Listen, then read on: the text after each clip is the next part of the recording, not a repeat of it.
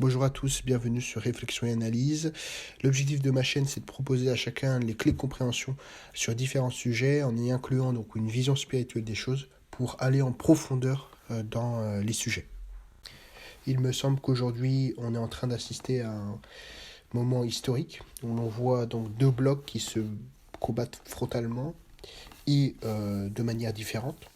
On a d'abord le bloc communiste avec la Chine évidemment et la Russie, et le bloc capitaliste avec globalement le monde anglo-saxon, mais plutôt les États-Unis. L'idée, ça va être de réfléchir de manière théorique puis pratique sur les concepts et de comprendre notre présent afin de réfléchir évidemment à notre futur, en se posant la question vers quoi nous mène le communisme et le capitalisme. Tout d'abord, on va définir le cadre théorique avec les concepts communistes, capitalistes. Ensuite, nous verrons l'aspect économique que cela implique, la dimension humaine, la dimension politique, idéologique et enfin spirituelle pour conclure de ces deux concepts qui régissent notre monde. Pour définir le cadre théorique, nous allons d'abord commencer par la définition du capitalisme. Alors, selon Larousse, c'est un système de production dont les fondements sont l'entreprise privée et la liberté de marché. Donc en gros, la propriété privée des moyens de production. Et le communisme, donc c'est une théorie visant à mettre en commun les biens matériels, donc c'est-à-dire que c'est la propriété publique des moyens de production. J'ai juste là deux citations qui me semblent intéressantes. La première, donc c'est Jules Amédée qui dit « L'idéal économique des bourgeois est d'augmenter indéfiniment le nombre de consommateurs ». Et la citation de M. Berne, « Le capitalisme ne peut être pensé que par le communisme » et inversement. Donc après ce cadre théorique, nous allons maintenant étudier en quoi ces deux idéologies façonnent notre vie en société sur le plan économique, humain, politique, idéologique et spirituel. Donc par rapport à l'économie, on a comme définition ensemble des activités d'une collectivité humaine relative à la production, à la distribution et à la consommation des richesses. Ce que l'on voit ici, c'est déjà la notion de rareté qui est quand même assez fondamentale compte tenu du fait qu'elle a toujours existé, qu'il y a toujours eu une rareté et donc du coup l'émergence d'un pouvoir à partir du moment où on dispose de cette rareté. Donc très concrètement ça va être le pouvoir de l'information, le pouvoir de l'argent, le pouvoir du leadership. Ce sont des formes de rareté qui font que des individus se concentrent donc tout simplement le pouvoir, l'information, etc. Et donc ça mène nécessairement à la distribution de cette potentielle rareté pour mettre les gens d'un même pied d'égalité. Et donc ça donne des informations, en tout cas ça fait la lumière sur le capitalisme qui est en lui-même la concentration de la rareté et le socialisme qui est justement la distribution de cette rareté. Pour compléter l'analyse, on a ici donc les conditions de concurrence pure et parfaite, qui est un élément important sur lequel se basent les penseurs du capitalisme et les défenseurs du capitalisme, avec l'atomicité du marché, l'homogénéité des produits, l'entrée libre, entrées et sorties libres des produits, en tout cas sur le marché, qui permettent donc tout simplement une concurrence pure, notamment, et puis ensuite parfaite, avec la transparence des marchés et la mobilité des facteurs de production, travail et capital. La première réflexion à avoir, c'est tout d'abord de savoir si nous, dans nos sociétés, on se situe dans cette concurrence pure et parfaite. Déjà, c'est la première réflexion. Et puis, le deuxième point, on va prendre par exemple l'unicité du marché. Est-ce que nous avons la capacité en tant que consommateurs d'influer directement le marché, puisque on voit par exemple que les centrales d'achat qui font contrepoids par rapport à notre capacité de pouvoir influencer sur le marché font que on se situe dans une situation de déséquilibre. Et puis dans un second temps, l'émergence peut-être des économies beaucoup plus proches du consommateur vont dans le sens d'une atomicité du marché plus importante, en tout cas, et plus intéressante pour les consommateurs finaux. Dans ce contexte général, on a deux idéologies qui se combattent, le socialisme, le communisme et le capitalisme de l'autre, avec un capitalisme qui veut de plus en plus d'entreprises privées en capacité de tout simplement prendre part au marché, et puis le socialisme et le communisme qui vont de plus en plus pousser pour avoir des marchés tout simplement pour eux-mêmes avoir une influence de l'investissement, on va dire, public, l'investissement privé, et cela se pose la question du régalien, et la nécessité que l'État doit investir dans le régalien, c'est-à-dire la police, la guerre, peut-être on pourrait ajouter la santé, on pourrait ajouter les transports, et donc là ça pose une vraie question. Où est-ce que se trouve le curseur de l'arrêt de la progression du capitalisme, des entreprises privées ou du public, tout en sachant que le capitalisme a quand même cette capacité schumpeterienne d'innover et donc de créer de la richesse, de créer des nouvelles idées, de prendre des risques aussi, et donc de générer une nouvelle rareté, une nouvelle forme de rareté. Et donc la citation de M. Quinet, toute pensée qui se bornera aux combinaisons de l'économie politique sera infailliblement trompée dans les grandes affaires humaines, fait la transition par rapport à la partie sociale et humaine de notre sujet.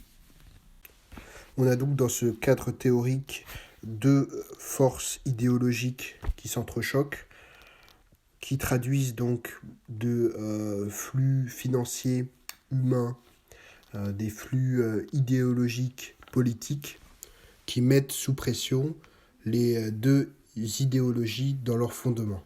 Par exemple, les intérêts de sociétés de construction qui souhaitent construire de plus en plus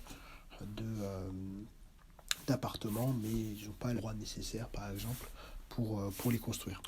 Cette vision n'est pas assez précise quant à la réalité sociale et humaine de l'économie.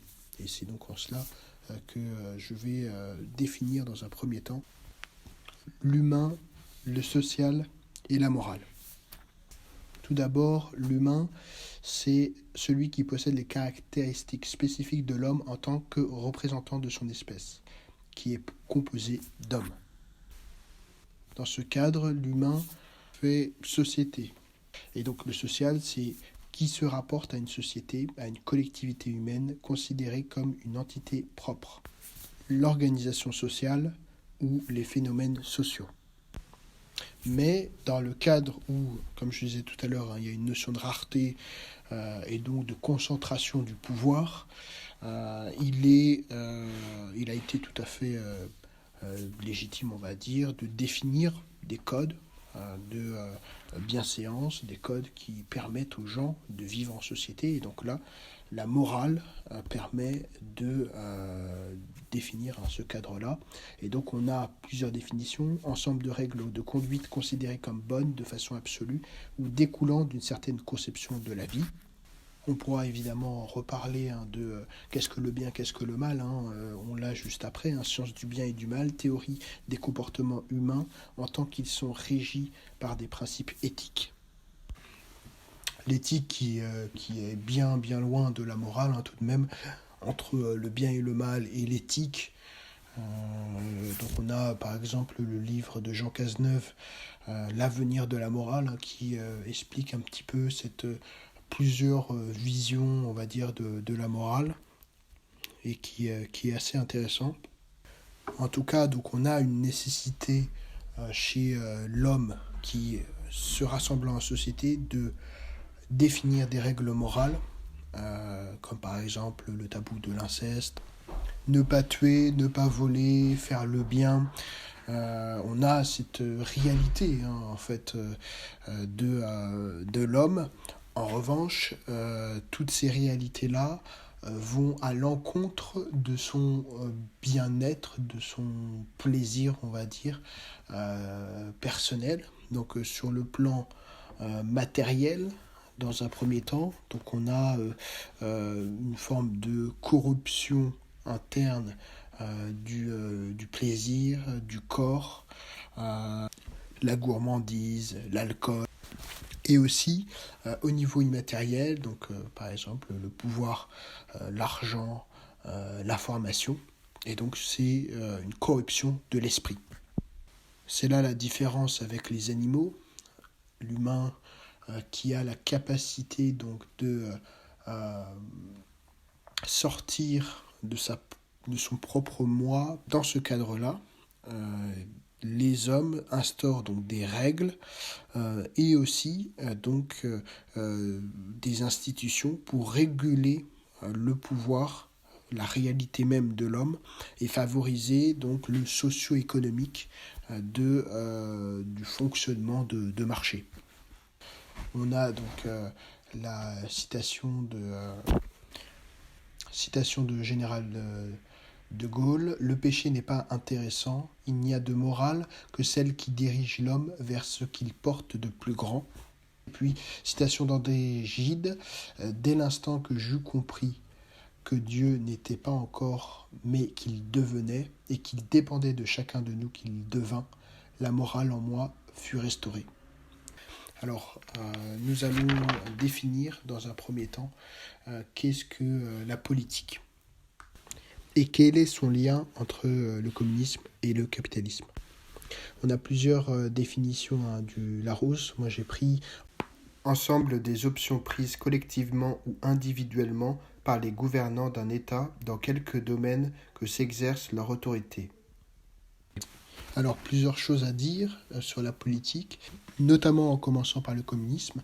Le communisme, c'est au niveau politique peu de personnes qui ont le pouvoir et toutes les autres sont logées à la même enseigne.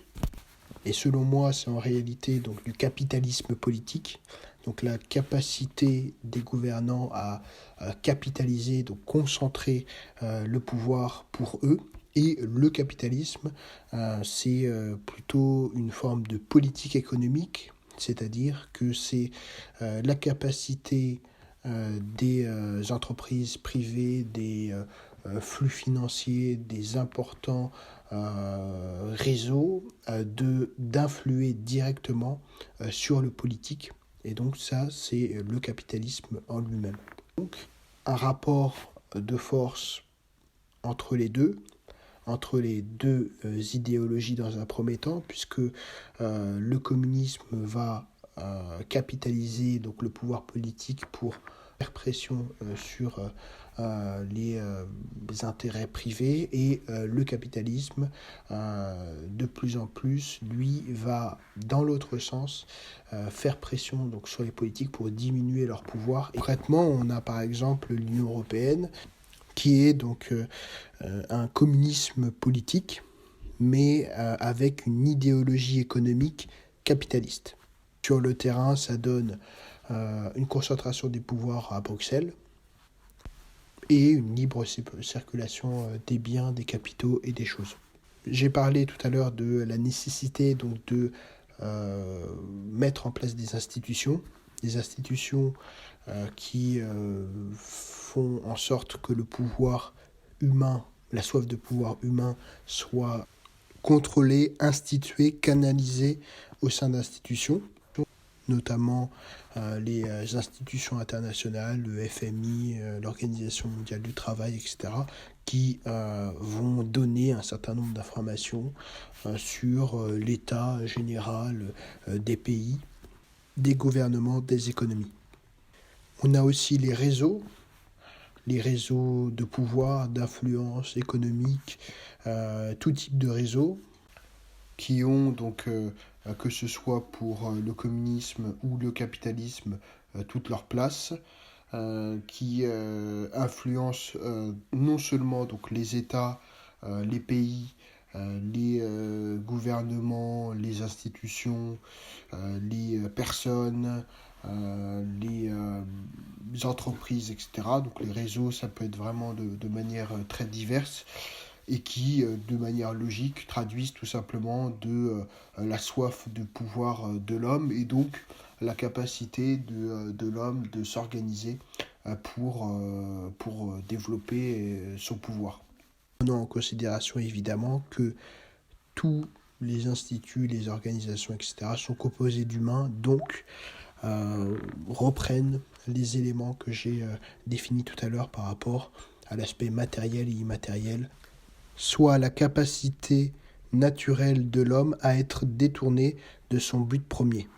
Ensuite, on a deux mouvements complètement différents, que ce soit par rapport au communisme et au capitalisme.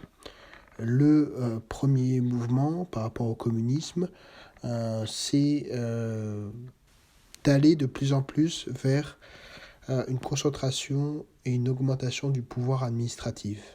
Donc, c'est-à-dire, tout d'abord, donc, le communisme qui est intrinsèquement idéologique, avec la poussée de plus en plus vers un pouvoir administratif de plus en plus puissant, qui ne va pas chercher donc, l'efficacité.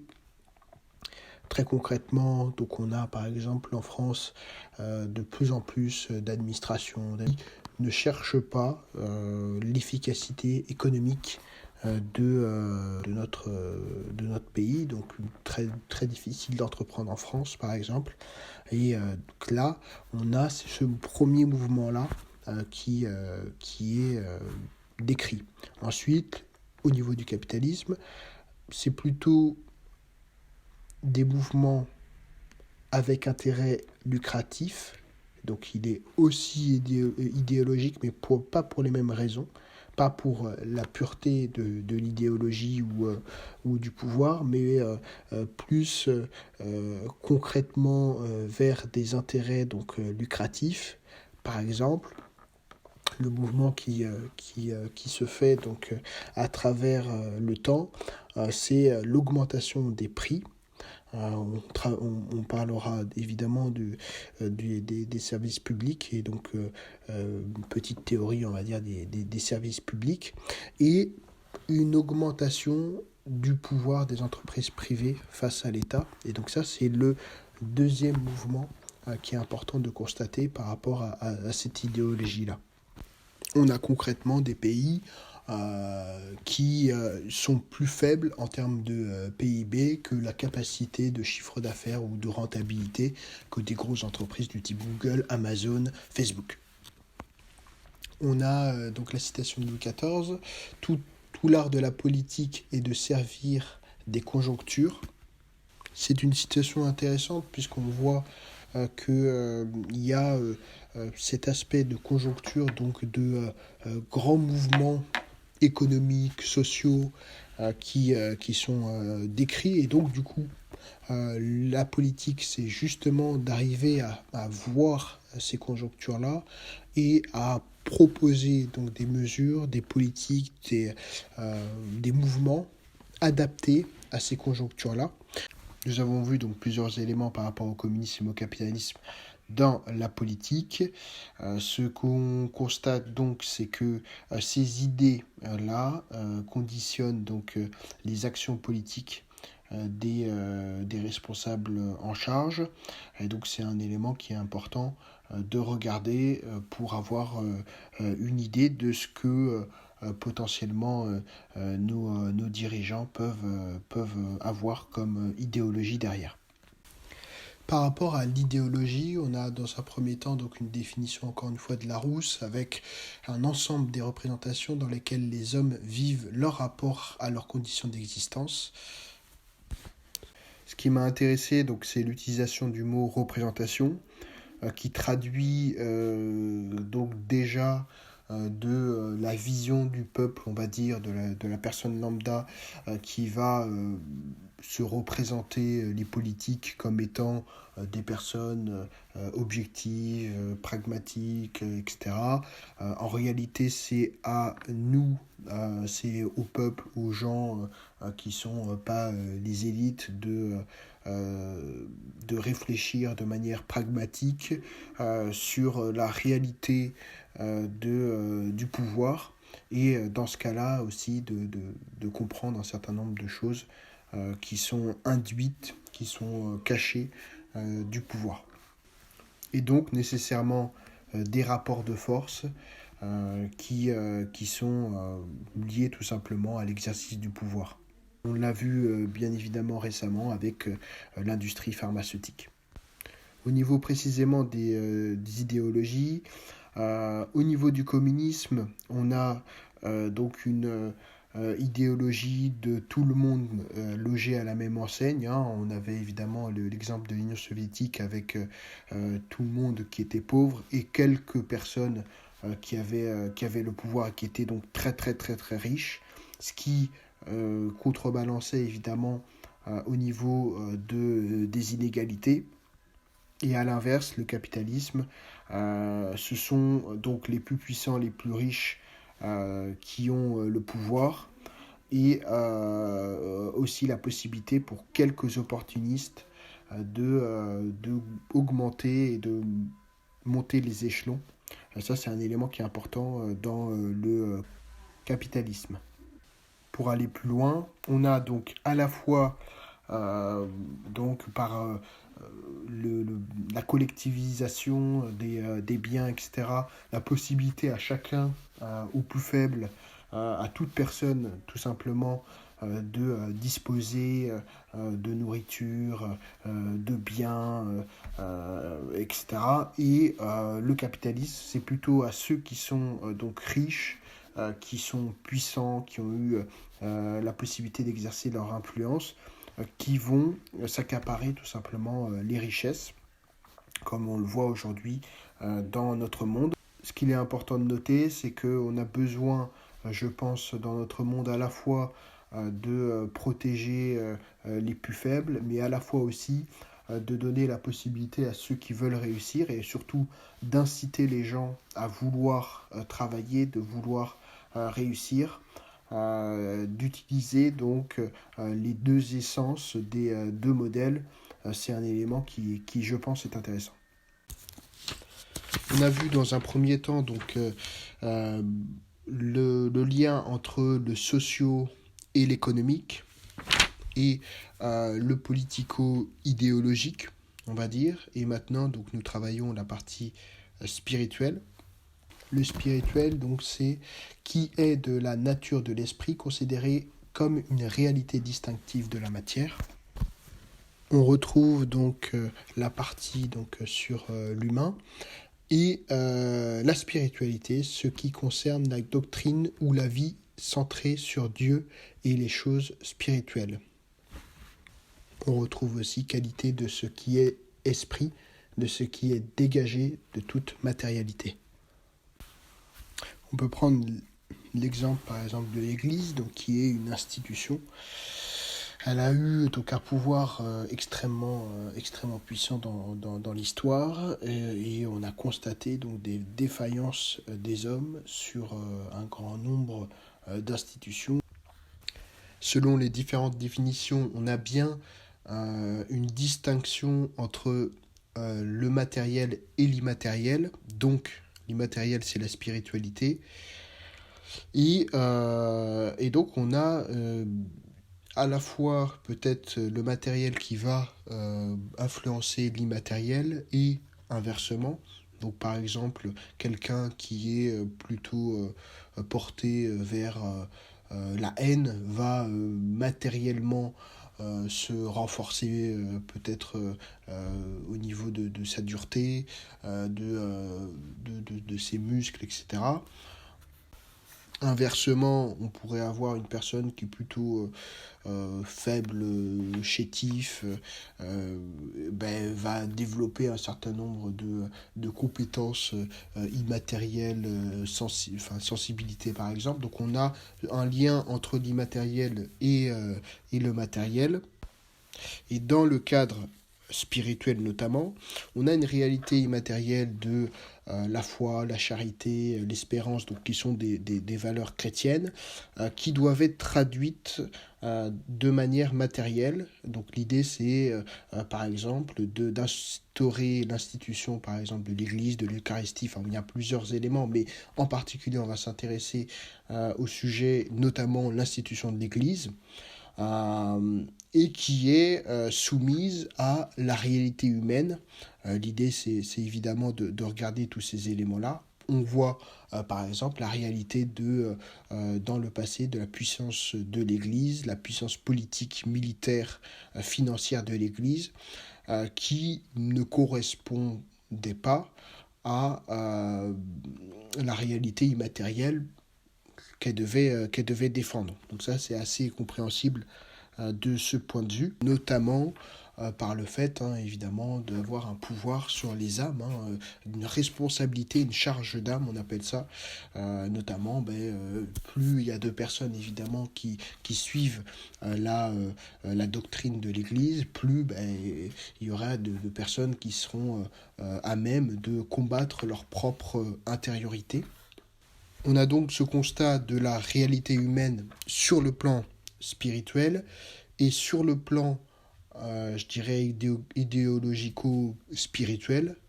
Le fait que l'institution de l'Église est un communisme étatique, un communiste politique qui est chargé de centraliser la doctrine de l'Église, donc la doctrine des réalités immatérielles.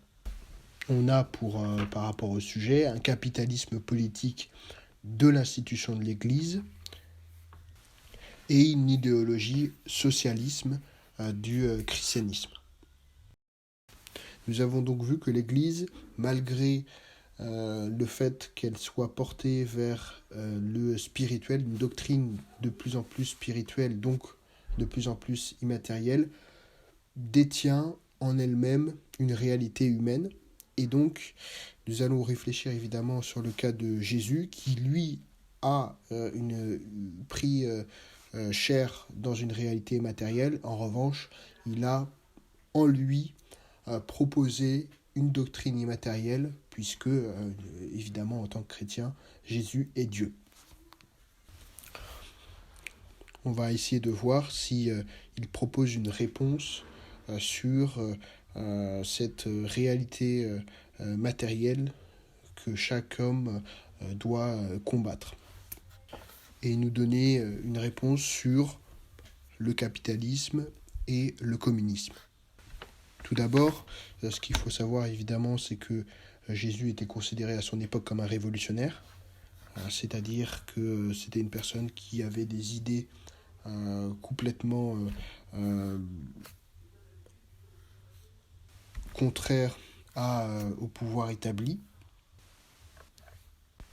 Et donc, il avait tout de même une vision, une façon d'agir, de prise de risque, et donc assez capitalistique, notamment.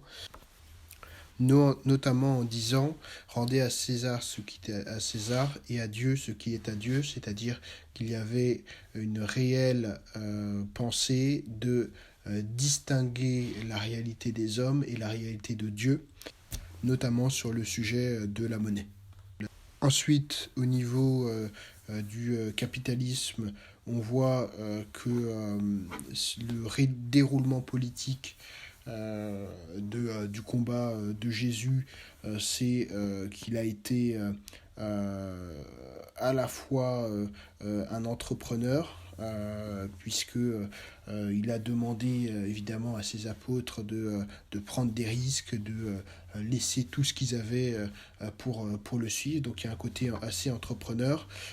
Au niveau politique, une centralisation vers un ou plusieurs chefs, donc évidemment lui, Pierre, et puis une décentralisation aussi vers plusieurs types de chefs. Donc ça, c'est des éléments qui sont peut-être importants de regarder sur l'aspect politique et sur la réalité humaine des choses. Il a, par sa voix, donc par sa vie, montré quel était le chemin pour se détacher de plus en plus de notre réalité matérielle. On a donc plusieurs enseignements de la vie de Jésus. À la fois, donc on a une doctrine politique la doctrine politique du chef. Ensuite, de décentralisation du pouvoir. Aussi, décentralisation et centralisation du pouvoir.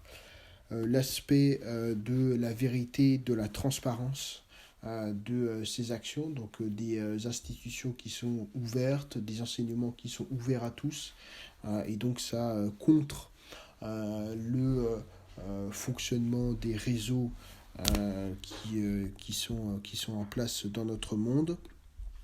Une doctrine communisme, dans le fait que il faut aider les pauvres. Il y a une critique tout de même du riche de cœur. Il y a un certain nombre de critiques à cet égard. En revanche, il y a une demande de prise de risque dans la vie, de combattre pour ses idées. Et donc là, ça rejoint quand même plus une idéologie assez capitaliste des choses. Donc pour répondre à la question, vers quoi nous mène le communisme et le capitalisme, on constate déjà qu'il y a une grosse complémentarité entre les deux systèmes avec un équilibre, et si le déséquilibre se crée, on aura soit donc une problématique sur la liberté individuelle avec la supplantation du pouvoir de l'administration, soit une supplantation des pouvoirs des intérêts individuels ou des intérêts privés qui prendront le pas sur la société en elle-même. Donc on a comme lien donc la réalité de la condition humaine qui en fait limite la portée des institutions et différentes organisations qui sont créées. Et donc on a sur la fin une solution politique potentielle avec une centralisation du pouvoir autour d'un chef, avec une décentralisation d'un certain nombre de pouvoirs, avec la possibilité évidemment d'équilibrer ces institutions, donc la possibilité de l'homme de se corrompre, avec aussi cette idée de transparence qui est extrêmement importante dans un monde qui est de plus en plus complexes à comprendre. Et donc, les intérêts de chacun, que ce soit des intérêts privés ou publics, sont plus complexes à comprendre aussi. Merci à tous d'avoir suivi cette vidéo et puis on se retrouve bientôt pour travailler d'autres sujets.